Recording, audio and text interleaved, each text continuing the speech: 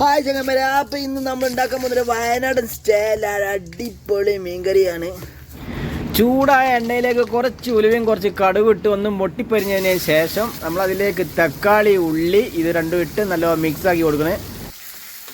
ഈ തക്കാളി ഉള്ളിയൊക്കെ ഒന്നിങ്ങോട്ട് മൂത്തതിന് ശേഷം ഇതിലേക്ക് മെയിൻ ഇൻഗ്രീഡിയൻ്റായ വെളുത്തുള്ളി, അതുപോലെ തന്നെ ഇഞ്ചി, പച്ചമുളക്, കറിവേപ്പില ഇത് നാലും കൂടിയിട്ട് ഒരു മിക്സിൻ്റെ ജാറിലെടുത്ത് അരച്ച് അതിൻ്റെ മിക്സ് ഇതിലേക്ക് ഒഴിച്ചു കൊടുക്കുക.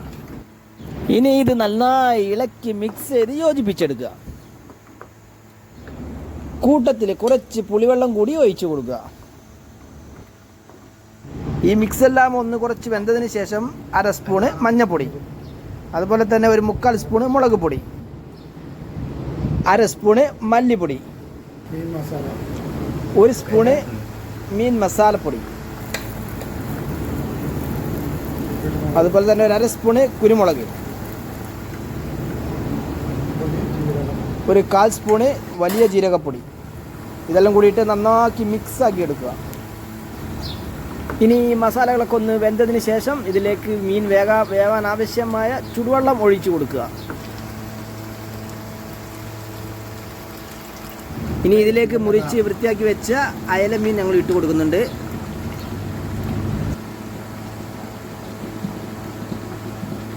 ഇനി ഒരു 5 മിനിറ്റ് മൂടി വെച്ച് മീഡിയം ഫ്ലെയിമിൽ വേവിച്ചെടുക്കുക.